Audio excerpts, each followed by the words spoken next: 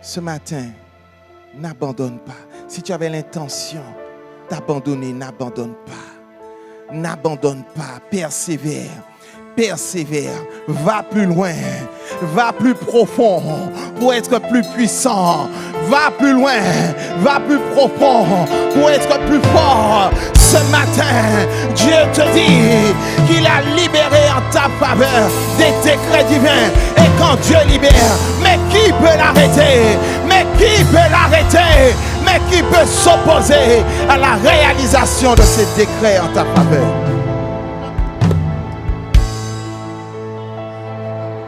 Et peu importe le prince de Perse qui se dresse, il est lié par le nom puissant de Jésus-Christ de Nazareth. Par les prières de Daniel, il a activé les anges. Il a activé les anges qui ont combattu par ton adoration ce matin. Tu as activé une armée d'anges qui est venue combattre le prince de Perse et à qui il a été ordonné de libérer ta bénédiction, à qui il a été ordonné de libérer la réponse que tu attendais, à qui il a été ordonné de libérer le décret divin. Shakataya Rabos. Persévère. Persévère, mon ami. Revêtons-nous de ce vêtement qu'est la persévérance, de ce caractère, de cette valeur qu'est la persévérance. Parce que c'est elle qui nous donne la victoire sur toute chose. C'est elle qui nous donne la victoire sur toute chose. C'est parce que tu as persévéré. C'est parce que sans jamais te relâcher, tu es resté au pied du Maître, dans l'adoration, dans la prière, même si tes yeux ne voyaient pas encore la réalisation ni la manifestation. Et peut-être que ce matin encore, tes yeux ne voient pas la manifestation, la réalisation peut-être de la guérison divine qui a été proclamée sur ta vie, la réalisation de l'abondance financière et matérielle, la réalisation de ta terre de faveur. Mais persévère parce que le décret a été libéré et sa parole ne revient pas à lui sans avoir accompli ce pourquoi elle a été libérée, mon ami. Shakataya Rabasandake. Oh! La semaine dernière, nous avons vu l'importance de revêtir le vêtement de foi. Et ce vêtement est utile ce matin pour saisir la parole prophétique, pour la saisir, parce que la foi est une ferme assurance des choses qu'on espère, une démonstration de celles qu'on ne voit pas. Alors n'attends pas de voir pourquoi. Mon ami, la parole a été libérée ce matin. La parole a été libérée. Le décret a été libéré. Saisis-le.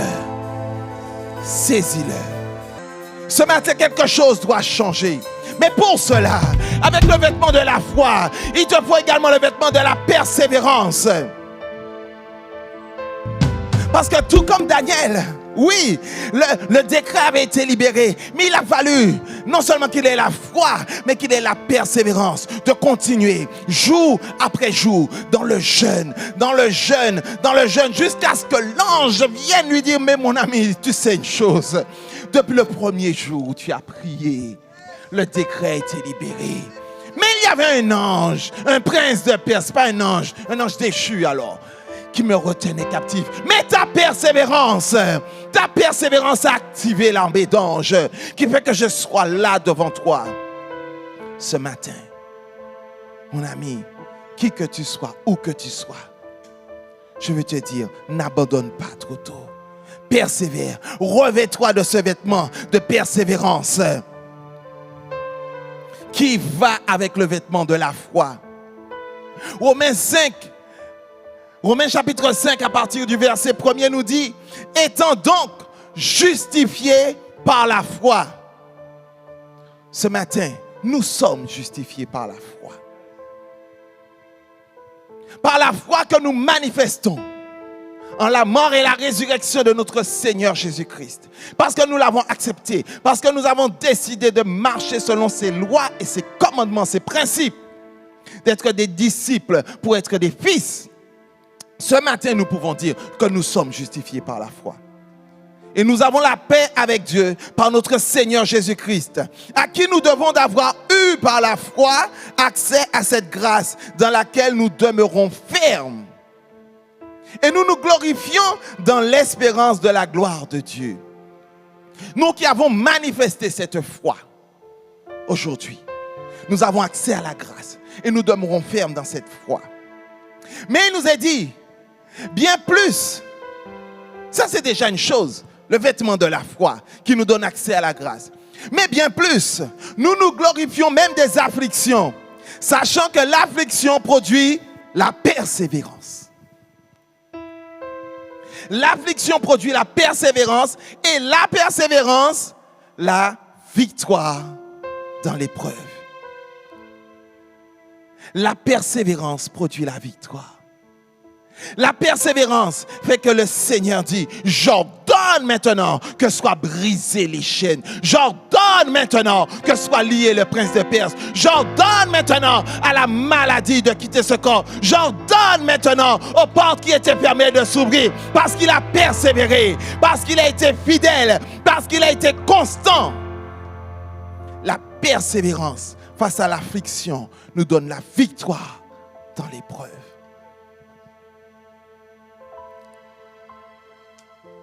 À chaque saison, mon ami, correspond un code vestimentaire. À chaque saison. C'est pour cela que le Seigneur nous conduit à nous revêtir des vêtements de lumière, à nous revêtir des armes de lumière. On ne s'habille pas pareil en hiver comme en été. En été, peut-être que tu vas te permettre de mettre ton débardeur. Mais lorsque vient l'hiver, si tu restes en débardeur, mon ami, tu n'es pas sûr de voir la fin de l'hiver. Et il ne te suffit pas de mettre un vêtement. Pour ceux qui sont là-bas, je pense que vous comprenez ce que j'essaie de vous dire. Quand vient l'hiver, tu es obligé de mettre un sous-pull, tu es obligé de mettre un pull, tu es obligé de mettre une écharpe, tu es obligé de mettre une doudoune, tu es obligé de mettre un bonnet, tu es obligé de mettre des gants. Il te faut être équipé. Parce que la saison le demande. Cette saison demande que nous soyons revêtus des armes de lumière. Des armes pour saisir notre bénédiction, pour ouvrir notre héritage.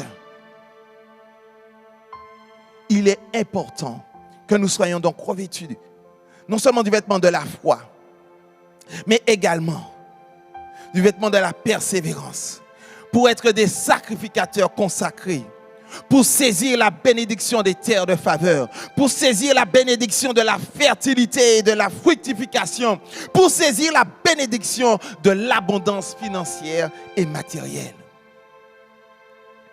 La persévérance nous assure la victoire dans l'épreuve. Parce que la vie chrétienne, elle n'est pas un sprint. La vie chrétienne, alors souvent, on a dit un marathon. Mais ce matin, j'ai envie de dire que la vie chrétienne, c'est un trail. Vous savez, un trail, c'est quoi? C'est ces courses à pied qui se font sur une longue distance. La vie chrétienne, c'est une course sur une longue distance. Et le trail se fait généralement donc en milieu naturel. Donc ce n'est pas sur un revêtement lisse goudronné. Tu passes dans des sentiers, dans des forêts où il y a des roches, où il y a des rivières, où il y a de l'eau, il y a des obstacles.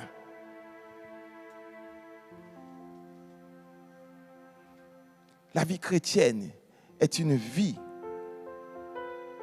sinueuse, jonchée de roches, d'obstacles, de rivières, de forêts à traverser. Mais le tout n'est pas de commencer la course. Il faut la finir. Et nombreux sont les concurrents qui s'inscrivent pour des trails et qui ne visent pas forcément la première place. Leur objectif est de finir la course parce que c'est une course qui est dure.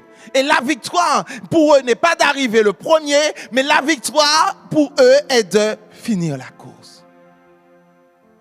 Notre victoire pour nous est de finir la course. Il est important, lorsque nous avons pris le top départ, de viser la ligne d'arrivée.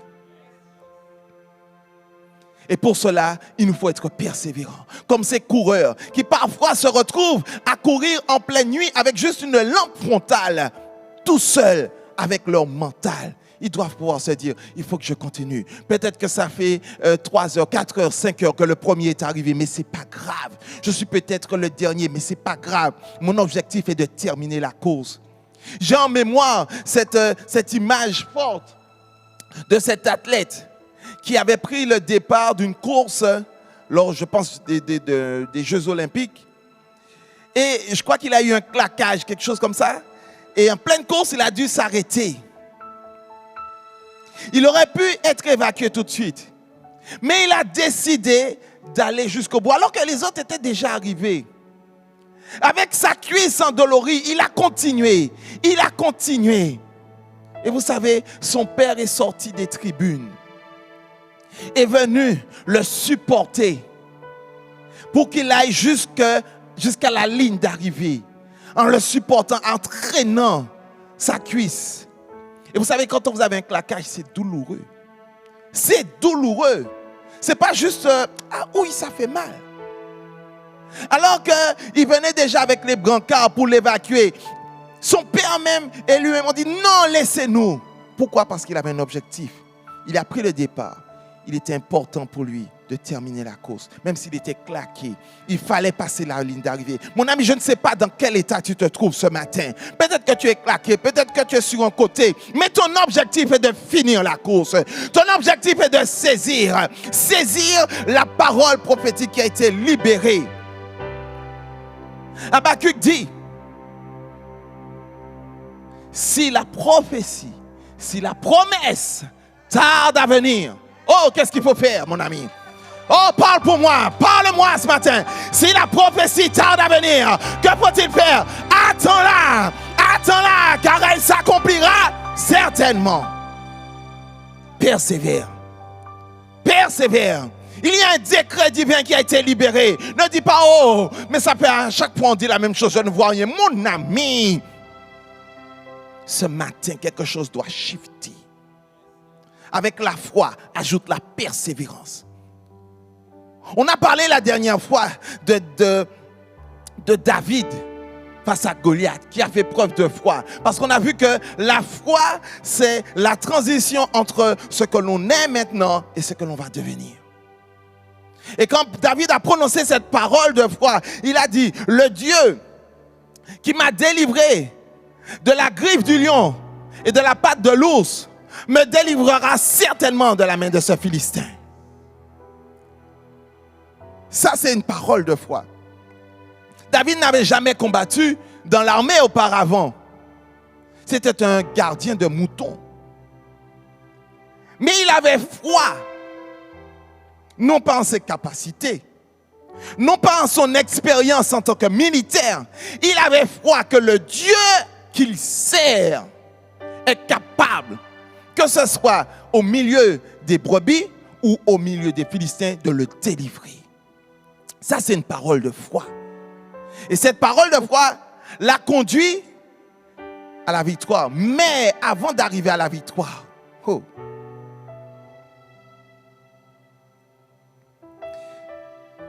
il nous est dit dans 1 Samuel chapitre 17, verset 41. Le Philistin s'approcha peu à peu de David. Et l'homme qui portait son bouclier marchait devant lui. Le Philistin regarda et lorsqu'il aperçut David, il le méprisa, ne voyant en lui qu'un enfant blond et d'une belle figure. Le Philistin dit à David, « Suis-je un chien pour que tu viennes avec moi avec des bâtons ?» Et après l'avoir maudit par ses dieux, il ajouta, « Viens vers moi et je donnerai ta chair aux oiseaux du ciel et aux bêtes des champs. » Il est important pour nous de comprendre quelque chose. Nous lisons souvent la parole de Dieu comme les belles histoires de la Bible, mais il y a un enseignement puissant. Nous avons vu que l'affliction produit la persévérance et la persévérance, la victoire dans l'épreuve. L'affliction, c'est cette pression, cette oppression. Lorsque vient la pression, lorsque vient l'oppression, forcément tu vas placer une parole de foi. En plus, avec tous les enseignements que l'on vient d'avoir, oui, tu vas placer un verset de foi. Et c'est bien. Ce matin, je suppose que comme moi-même, tu as saisi avec foi ces déclarations prophétiques, ces proclamations qui ont été faites. Et c'est bien. Mais cela ne s'arrête pas là. Parce que c'est quand l'affliction devient répétée, quand elle dure dans le temps, que vient le découragement, quand ça monte, quand la mayonnaise monte justement, que la moutarde nous sort par le nez. C'est là qu'il nous faut faire preuve de persévérance. David a prononcé cette parole de foi, mais lorsqu'il a dit « Ok, j'y vais », le Philistin n'a pas dit « Oula, c'est qui ce jeune homme qui ose venir devant moi ?» Goliath n'a pas tremblé. Oh non, bien au contraire. Goliath s'est irrité. Et imaginez-vous, il faut se mettre dans la peau du personnage. Imaginez devant vous un colosse, un géant, de qui toute l'armée a peur. Donc ça veut dire qu'il était impressionnant. Et qu'il s'approche et qu'il voit que c'est un jeune enfant qu'on lui envoie. Il se sent insulté. Vous pensez qu'il a mis un beau visage? Vous pensez qu'il a mis un beau visage? Il a dit, mais attends, tu viens vers moi, Goliath, avec un bâton? Alors moi, c'est chiant. Mais non, tu ne sais pas qui je suis. Petit bonhomme. Moi, qu'est-ce que tu sais qui m'a dit? Quand quelqu'un te dit ça, tu crois que la personne te dit ça avec le sourire? Quand tu as un costaud géant qui te dit ça, tu crois que ça ne te fait rien?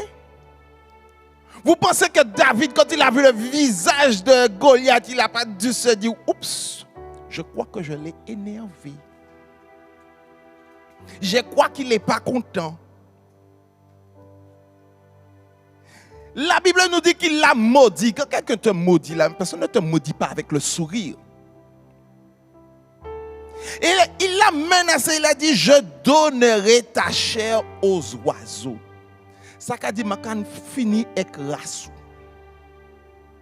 Je ne vais pas seulement te tuer, je vais t'éventrer, je vais donner ta chair aux oiseaux.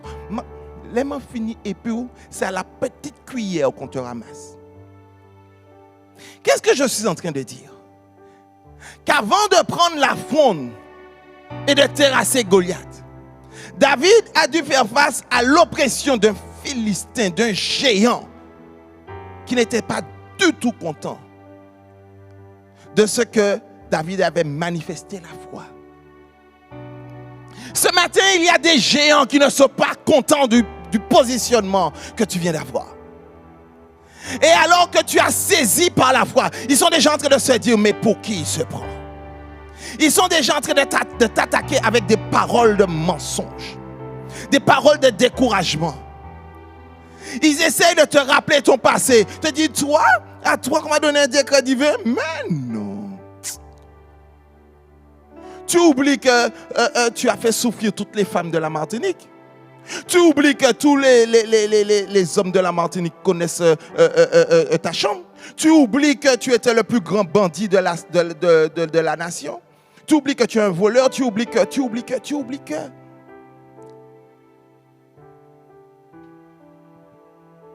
Et il va commencer à activer la douleur peut-être que tu avais, que tu commençais à ressentir de manière plus légère. Comme par hasard. Tu la sens plus forte. Juste parce que tu as dit, j'active ma foi, je saisis ma guérison.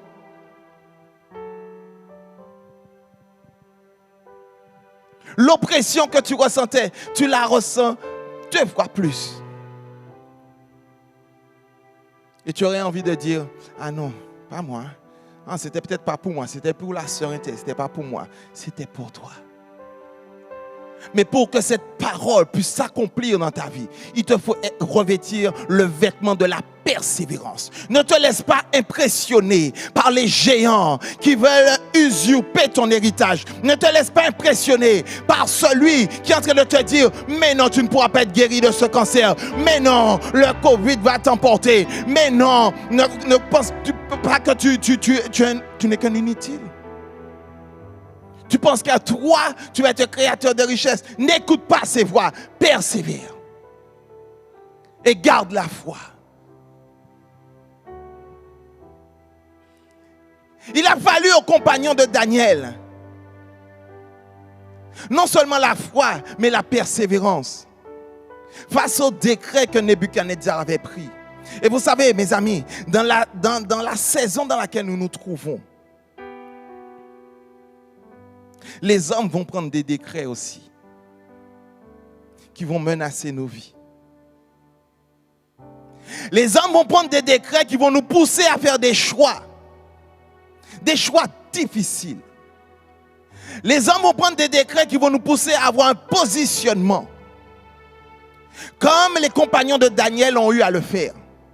Nebuchadnezzar avait pris un décret. Il a dit que tout le monde au son de la trompette doit se prosterner devant ma statue. Il a fallu de la foi à ces hommes pour dire non, nous n'allons pas nous prosterner devant ta statue. Il leur a fallu encore de la foi pour que lorsqu'ils ont été dénoncés et qu'ils ont été amenés devant le roi, et que le roi a dit, comment ça vous ne prosternez pas devant ma statue? C'est quoi ça? J'ai donné un ordre, je ne vous demande pas votre avis. Si au prochain son, vous ne vous prosternez pas, je vais voir quel Dieu va vous sortir de ma main. Il leur a fallu une foi encore plus grande pour pouvoir dire au roi, le Dieu que nous servons est capable de nous délivrer de ta main.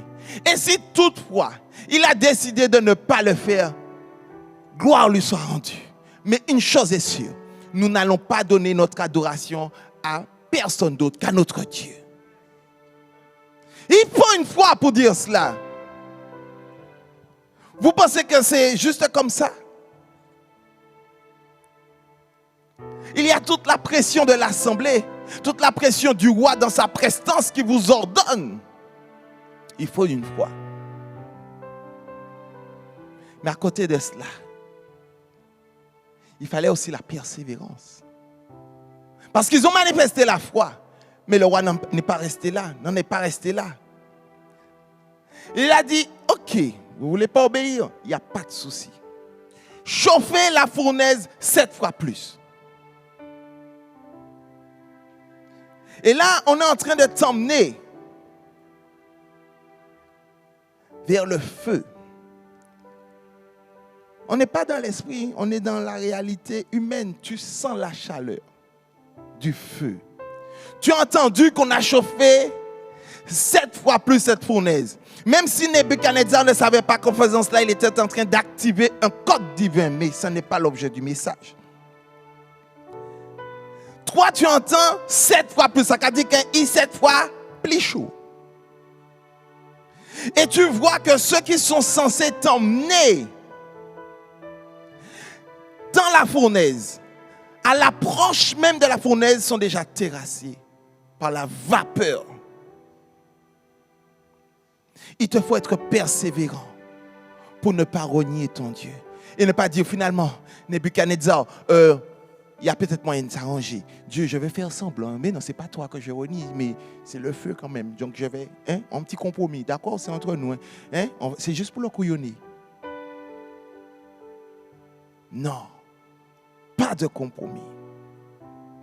Non seulement ils ont manifesté leur foi, mais ils ont été persévérants. Ils ont été jusqu'au bout. Souvent, parce que nous manifestons la foi, nous pensons que Dieu va automatiquement nous délivrer sur le champ. Bon nombre d'entre nous, peut-être, auraient pu s'attendre à juste titre à ce que, après cette parole, cette déclaration de foi, que Dieu envoie son armée d'anges et puis terrasse tous les soldats autour de Nebuchadnezzar. Mais Dieu a laissé faire. Dieu a laissé Nebuchadnezzar les conduire jusqu'à la fournaise. Peut-être que ce matin, tu as manifesté cette foi dans cette parole prophétique. Mais persévère, parce que peut-être que Dieu te laissera aller jusqu'à la fournaise. Mais c'est parce qu'ils ont persévéré, qu'ils ne se sont pas rebellés, qu'ils ne se sont pas découragés, qu'ils ont pu quoi? Vivre le surnaturel de Dieu, vivre la toute-puissance de Dieu, vivre l'éclat de sa gloire. Parce que mon ami, alors que les soldats, eux, ont été terrassés avec la vapeur seulement, eux qui ont été plongés dans la fournaise, ont non seulement ne sont pas morts, mais leurs vêtements ne sentaient pas la fumée, leurs cheveux ne sentaient pas la fumée, et ils étaient sans lien. Peut-être qu'on te jette, mais à l'heure où je te parle, tu as été précipité dans la fournaise avec des liens. Mais dans cette fournaise, Dieu brise les liens. Dieu brise les liens. Dieu brise les liens. Et non seulement il brise les liens, mais il descend avec toi dans la fournaise. Qui fait que tu te promènes. Tu te promènes parce que tu as un autre regard. Dans cette épreuve-là, tu ne la vois plus comme une souffrance, mais comme une occasion d'être bâti. Et là, tu te promènes, mon ami. Tu n'es pas en train de pleurer. Tu n'es pas en train de gémir. Tu n'es pas en train de te lamenter. Mais tu sais que mon Rédempteur vit. Oh, et il viendra me délivrer. Parce que la malédiction sans cause, elle est sans effet. Et là, tu proclames la gloire. Et non seulement tu proclames la gloire, tu la manifestes. Et tu pousses les autres à adorer Dieu. Parce que Nebuchadnezzar a adoré Dieu sous le témoignage de ces hommes. Mon ami, ce matin, avec cette parole prophétique qui a été libérée, il faut nous revêtir de la foi et de la persévérance.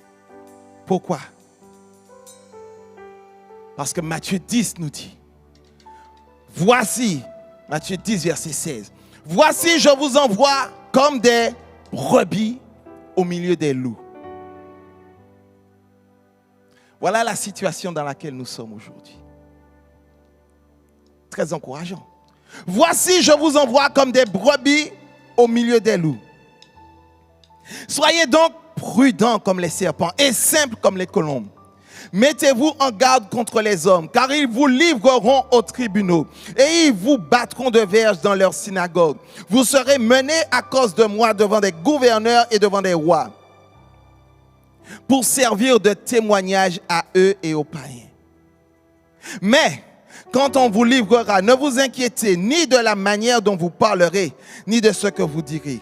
Ce que vous aurez à dire vous sera donné à l'heure même. Car ce n'est pas vous qui parlerez, c'est l'Esprit de votre Père qui parlera en vous.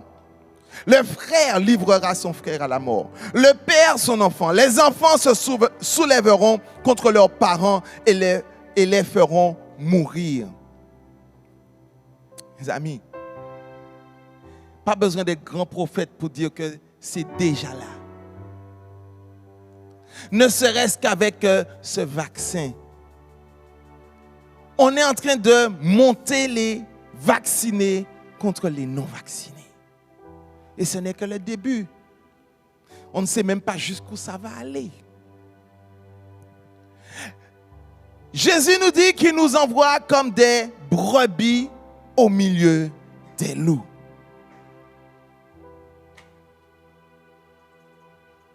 A priori, nous ne sommes pas en position de force.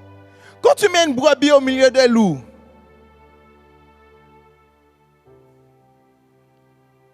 qu'est-ce que les loups vont faire?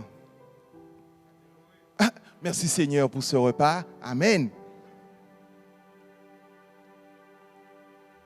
Ils vont la dévorer. Mais c'est là la puissance du surnaturel de Dieu. Oh, Koshataya Rabasanta. Peut-être qu'eux, ils te voient faible comme une brebis. Les méchants loups qui t'entourent. Mais sache une chose, parce que tu vas persévérer, parce que tu vas aller jusqu'au bout, tu seras comme le Yeshua qui a été cette brebis muette devant ceux qui l'attendent. Et il n'a rien dit. Il a livré son corps au crachat, aux injures, aux coups de fouet. Il a dit c'est pas grave. Il était capable de faire venir une armée d'anges pour défendre sa cause. Il n'a rien dit. Pourquoi? Parce qu'il devait persévérer.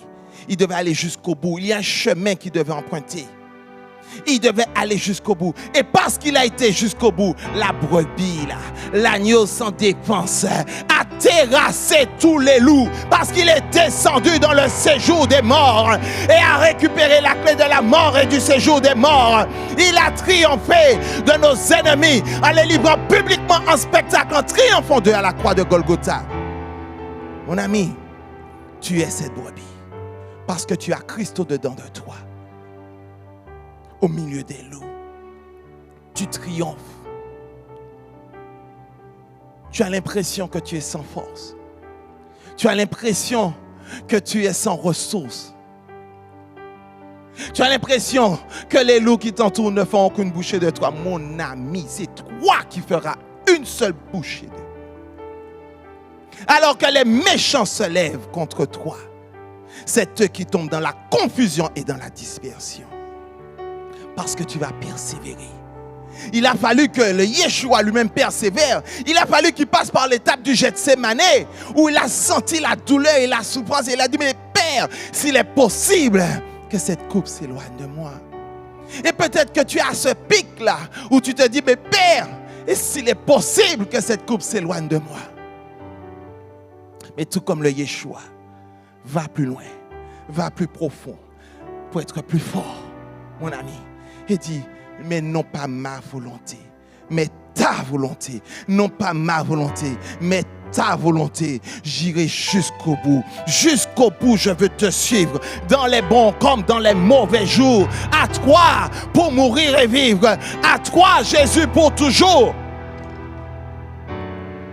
Et parce qu'il a été jusqu'au bout.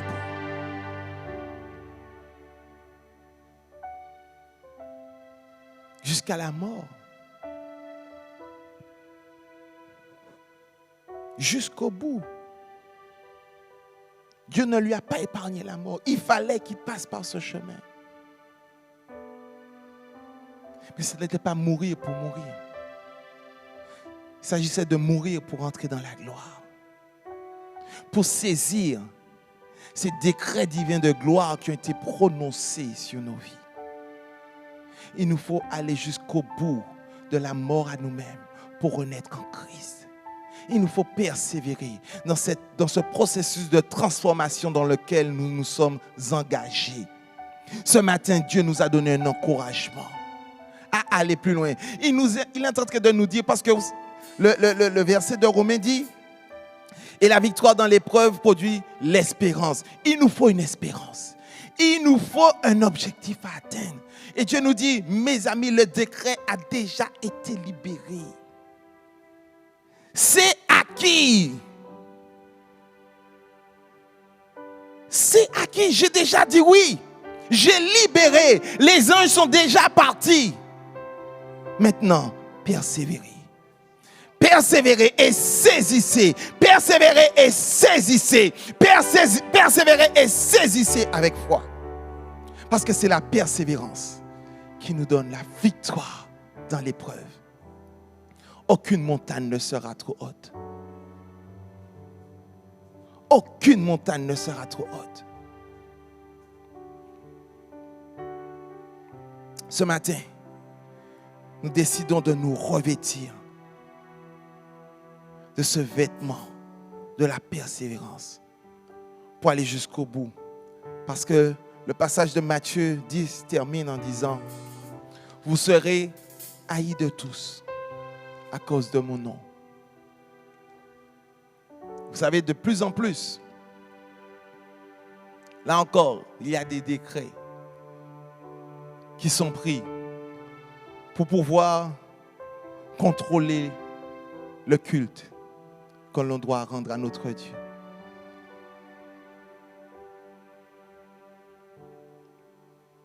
Je lisais un article où il est dit dans certains pays où le pass vaccinal est déjà adopté, qu'il sera valable également pour les lieux de culte.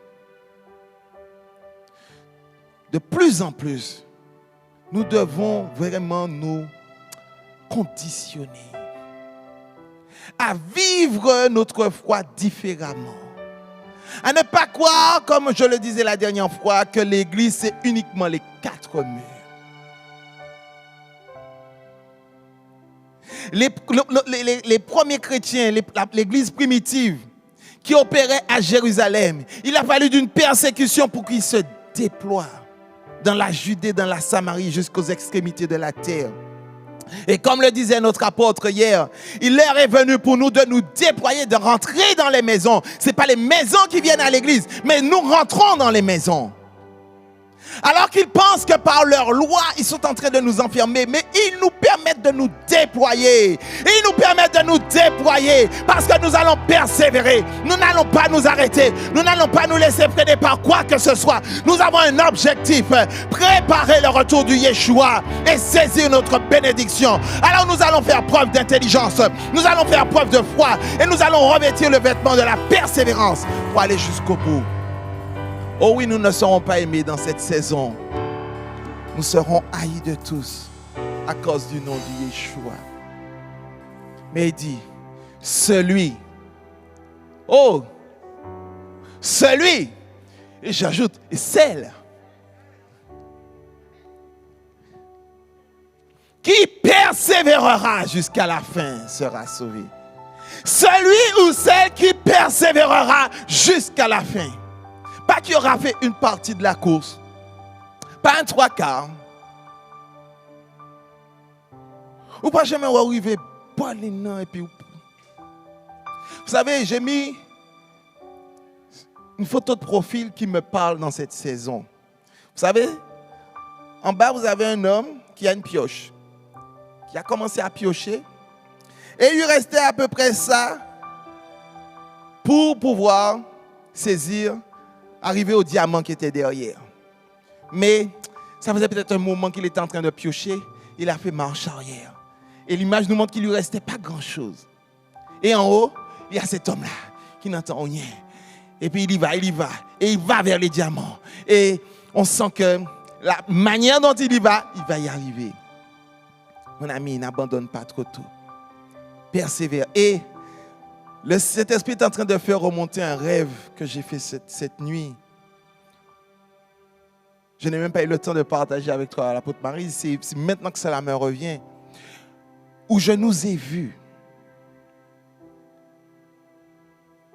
Comme dans une chasse au trésor. Et nous sommes partis dans des chemins sinueux, rocailleux. Avec en tête notre général en chef, l'apôtre Marie. Mais nous étions motivés plus que jamais. Et sur notre parcours, il y avait des personnes qui venaient sans même qu'on leur demandait nous aider, nous donner des indications pour nous permettre. C'est comme s'ils avaient été mandatés pour nous apporter les réponses à la chasse au trésor. Et vous savez quoi?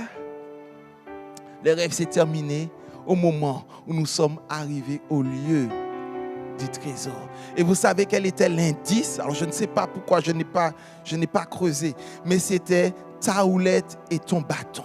Et on a trouvé la houlette et le bâton. Et sous la houlette et le bâton, il y avait une grande malle avec des pièces d'or.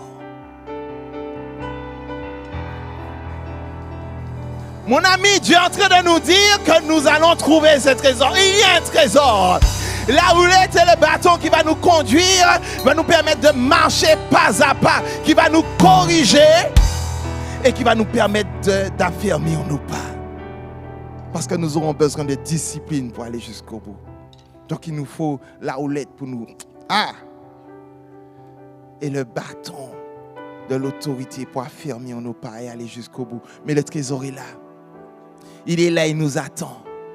Il nous attend. Et le trésor n'est pas seulement financier. Vous savez, le plus grand des trésors, ce n'est pas d'avoir de l'argent. Mais le sentiment d'accomplir ce pourquoi on a été créé. Manifester la gloire de Dieu sur cette terre. Mais aucun argent ne peut remplacer ça, mon ami. Tu peux avoir la plus belle villa, mais si au fond de toi-même, tu sens que tu n'es pas aligné à ce que Dieu te demande, ta belle villa ne va pas te rendre heureux. Ta belle voiture ne va pas te rendre heureux. Ton travail ne va pas te rendre heureux. Ta belle famille ne va pas te rendre heureux. Mais le sentiment d'être aligné à ce que Dieu veut pour ta vie. De s'intoniser. Mon ami, cela te procure une joie qui n'est même pas descriptive. J'aurais aimé t'en parler, mais tu ne peux pas en parler. Tu ne peux que le vivre. Donc je t'invite avec moi à persévérer, à continuer la route, à saisir le vêtement de la foi, les proclamations prophétiques qui sont le lien entre ce que nous sommes maintenant et ce que nous allons devenir. Et pour aller vers notre devenir, nous nous revêtons du vêtement de la persévérance parce que nous avons dit ce matin, jusqu'au bout. Jusqu'au bout. Celui qui persévérera jusqu'à la fin sera sauvé. Celui qui persévérera jusqu'à la fin sera dans le shalom, sera sozo, sera délivré. Oh.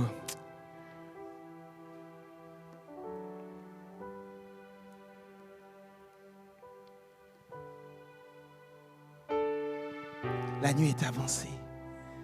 La nuit est avancée. Approche, dépouillons-nous Des œuvres des ténèbres et revêtons les armes de lumière.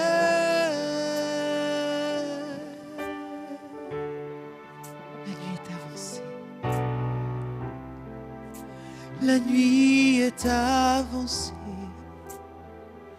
Le jour approche.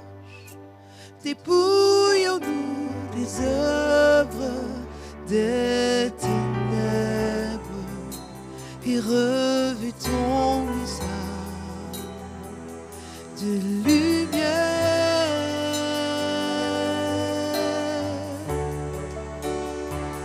Car nous sommes le sacerdoce royal afin d'annoncer le royaume de celui qui nous a appelés des ténèbres à son admirable lumière. Mon ami, il y a une décision que tu dois prendre. La saison est en accéléré. Nous ne sommes plus là pour vivre de manière religieuse. Si tu veux quelque chose de différent dans ta vie, accepte de faire quelque chose différemment. Accepte de changer quelque chose. Il y a encore trop de résistance qui t'empêche de saisir ta terre de faveur, ta terre de bénédiction. Parce que tu es encore raccroché à ce que tu connais, ce que tu maîtrises, ce qui te sécurise. Mais ce matin, Dieu te dit, lâche prise. Lâche prise. Lâche prise et fais-le promptement. La nuit est avancée. Le jour de mon retour approche. Il est temps pour toi de te revêtir des armes de lumière. Il est temps pour toi de rentrer dans ta fonction de sacrificateur consacré en vue d'annoncer les vertus du royaume de Dieu. Dans cette saison, mon ami, nous devons faire la différence parce que les ténèbres sont là en train de nous environner. Notre lumière sera vue parce qu'il faut des ténèbres pour que la lumière soit vue. Parce que les ténèbres sont en train de nous environner. C'est l'occasion pour nous de faire briller notre lumière. C'est une bonne saison pour les enfants de Dieu. C'est une excellente saison pour ceux qui veulent faire briller la lumière de Dieu. Car la nuit est avancée. La nuit est avancée. Le jour approche. Dépouillons-nous des œuvres de